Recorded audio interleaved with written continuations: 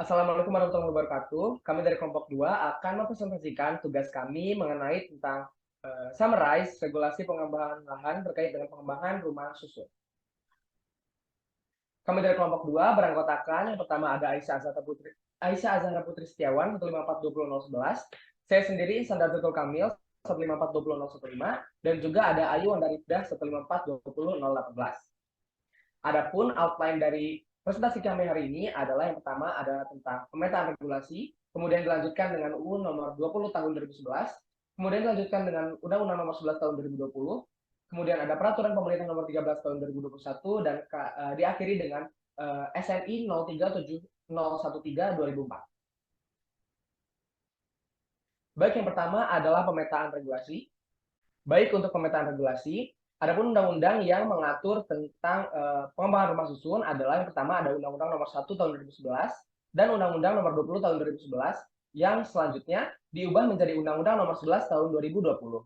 Adapun Undang-Undang Nomor 20 Tahun 2011 diturunkan menjadi Peraturan Pemerintah Nomor 13 Tahun 2021 dan dilengkapi dengan SNI 031733 Tahun 2004. Review pertama adalah tentang Undang-Undang Nomor 20 Tahun 2011. Undang-Undang Nomor 20 Tahun 2011 tentang rumah susun membahas dan mengatur tentang segala hal yang terkait dengan rumah susun.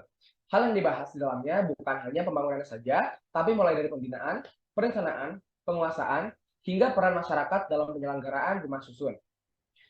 Adapun definisi rumah susun adalah rumah susun merupakan gedung bertingkat yang dibangun dalam satu lingkungan yang terbagi dalam bagian-bagian yang distrukturkan secara fungsional, baik dalam arah horizontal maupun vertikal, dan merupakan satuan-satuan yang masing-masingnya dapat dimiliki dan digunakan secara terpisah, terutama untuk tempat hunian yang dilengkapi bagian bersama, benda bersama, dan tanah bersama. Adapun menurut Undang-Undang Nomor 20 Tahun 2011, tujuan pembangunan rumah susun adalah yang pertama, terwujudnya rumah susun yang layak huni dan terjangkau dalam lingkungan yang sehat, aman, harmonis, dan berkelanjutan. Yang kedua ada meningkatkan efisiensi dan efektivitas pemanfaatan ruang dan menyediakan ruang terbuka hijau. Yang ketiga adalah memberantas pemukiman kumuh. Yang keempat adalah mengarahkan pembangunan kawasan perkotaan yang serasi, seimbang, efisien, dan produktif.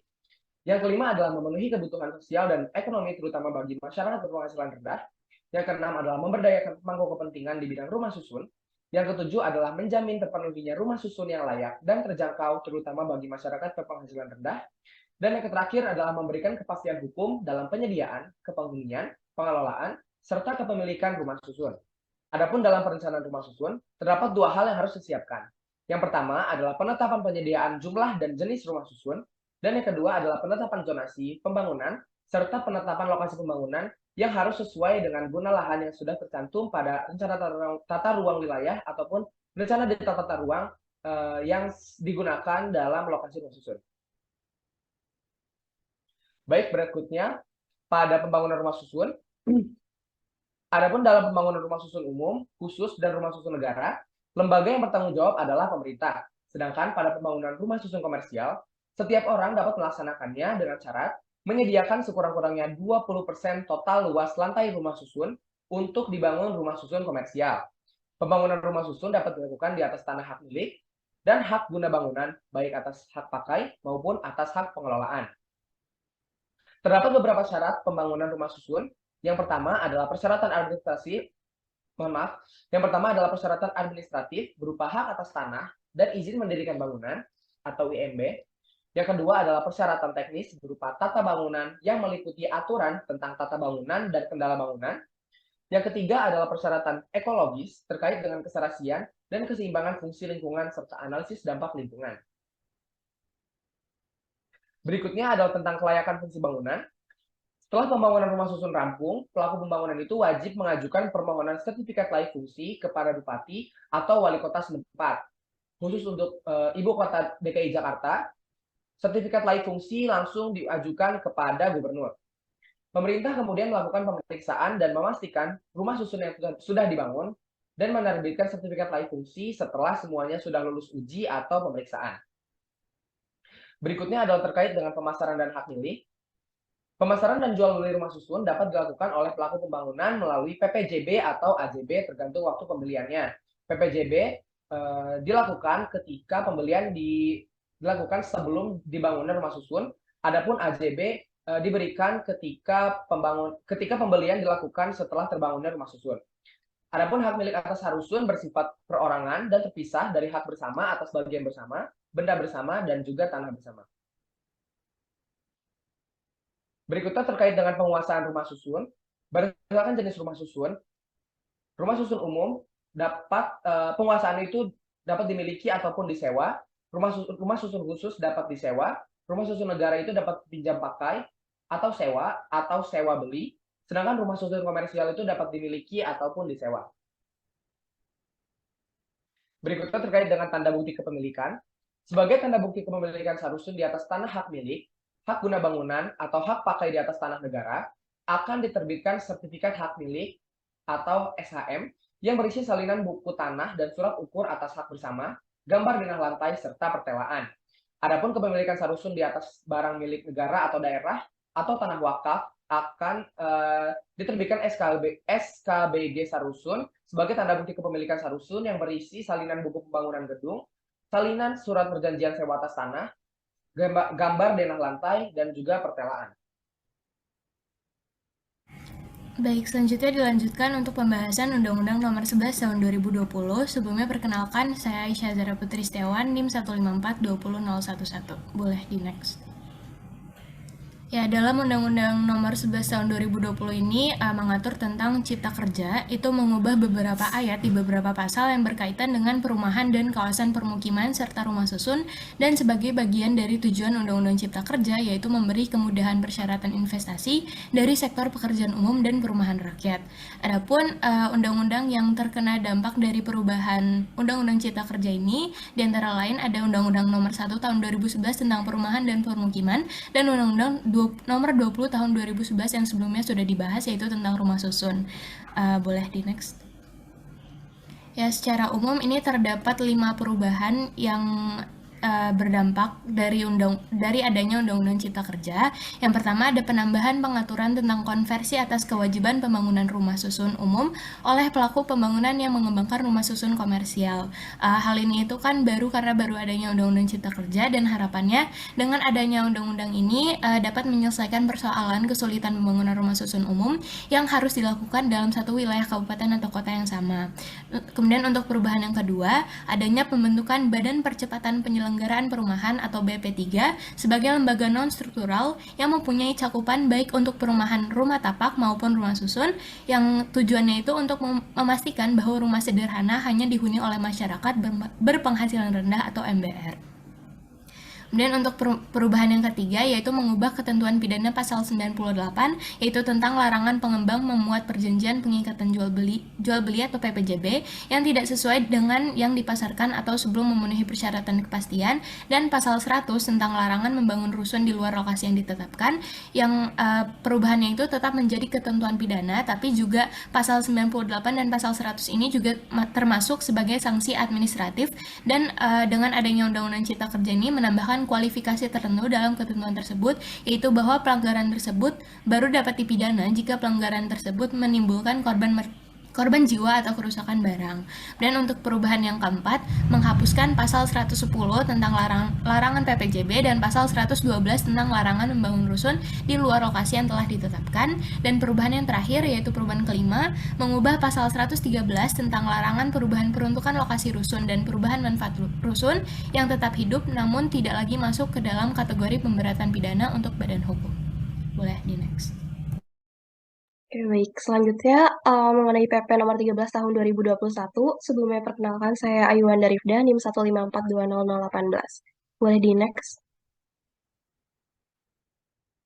Oke, mengenai PP nomor 13 tahun 2021 ini mengenai penyelenggaraan rumah susun dengan deskripsi umumnya, yaitu peraturan pemerintah ini memberikan kejelasan mengenai pembangunan rumah susun umum melalui pemanfaatan barang milik negara atau daerah berupa tanah dan pendayagunaan tanah wakaf dengan cara sewa.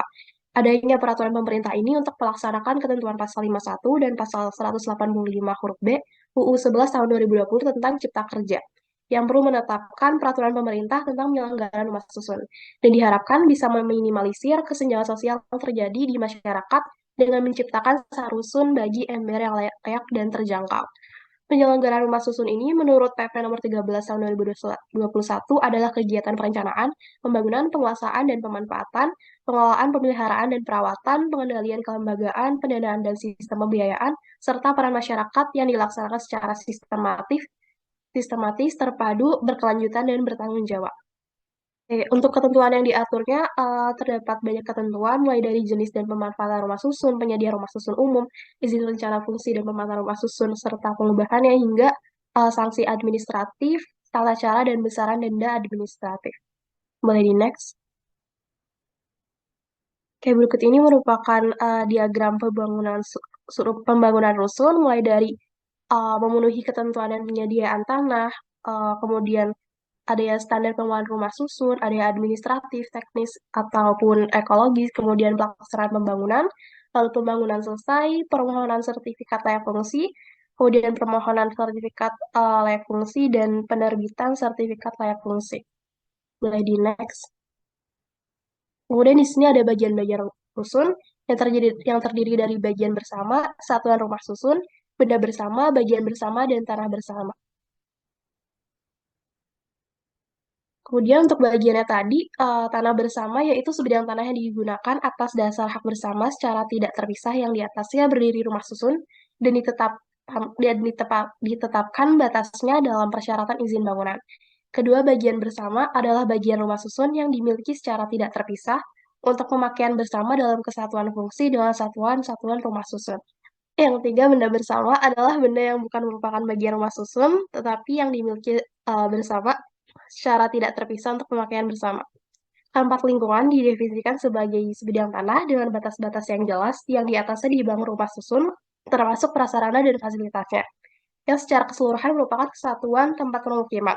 Dan yang terakhir, satuan rumah susun atau sarusun adalah unit rumah susun yang tujuan utamanya digunakan secara terpisah dengan fungsi utama sebagai tempat hunian dan mempunyai sarana penghubung ke jalan umum. Ready next. Oke, setelah melakukan pembangunan rusun, perlu mengajukan permohonan sertifikat hak milik atau SHM dengan alur sebagai berikut.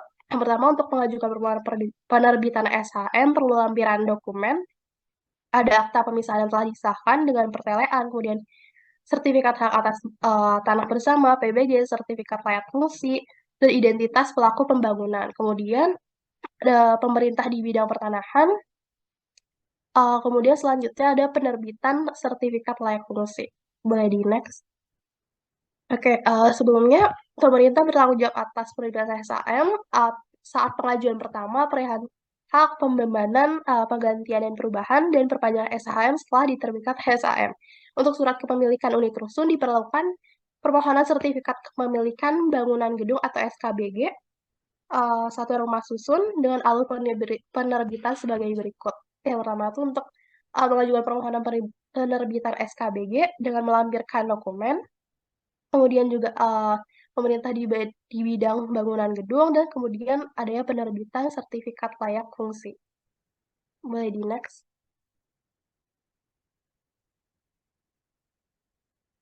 Oke, kemudian pembahasan selanjutnya yaitu mengenai SNI 037013/2004.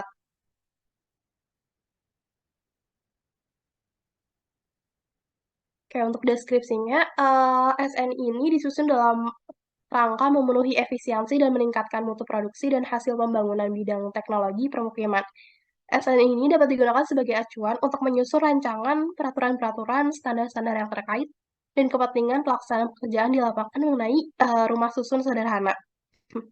Tata cara perencanaan fasilitas lingkungan rumah susun sederhana ini berdasarkan ruang lingkupnya, yaitu memuat ketentuan-ketentuan tentang jenis dan besaran fasilitas lingkungan rumah susun sederhana, campuran 5 lantai yang dibangun di lingkungan baru mempunyai KDB 50%, KLB 1,25 atau kepadatan maksimal 1.736 jiwa per hektar, pada lahan rentang yang kemiringan sampai 5% dengan mencangkup yang pertama cara pencapaian, tata letak pada lahan lingkungan, dan atau posisi pada lantai bangunan rumah susun.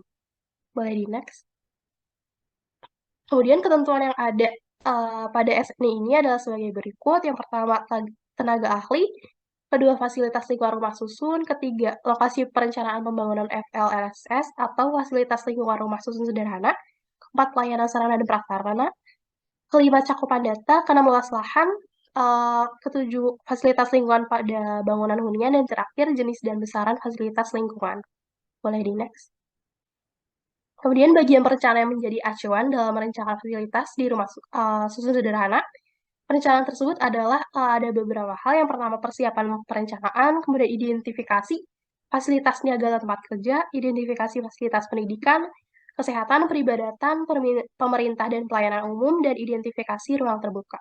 Boleh di next. Oke, sekian dari kelompok kami, kurang lebihnya mohon maaf, terima kasih.